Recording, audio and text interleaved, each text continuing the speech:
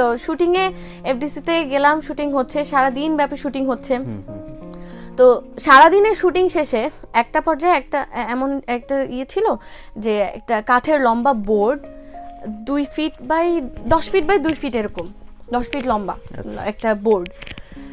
তো এই কাঠের এই বোর্ডটা দেয়ালে হেলান দেয়া ছিল।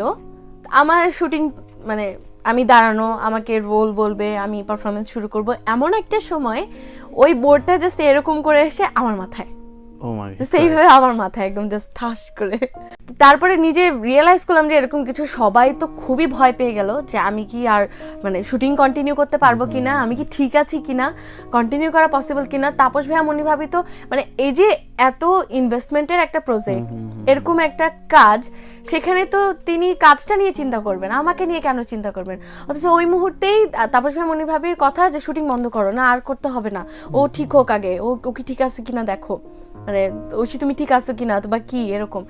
তো আমি প্রথমে একটু জাস্ট সাইলেন্ট ছিলাম, পরে আমি নিজে রিয়েলাইজ আমার কিছু হয় নাই, মানে জিনিসটা জাদুর মতো ছিল, আমার কিছু হয় নাই, আমি ওকে, আমি অ্যাবসলিউটলি ফাইন, নাথিং। আমি ফার্স্টে একটু জাস্ট ব্ল্যাঙ্ক ছিলাম, আমি কিছু বুঝে উঠতে পারছিলাম না, যখন রিয়েলাইজ করলাম না ওকে ফাইন, সব ঠিক আছে, আমি ঠিক।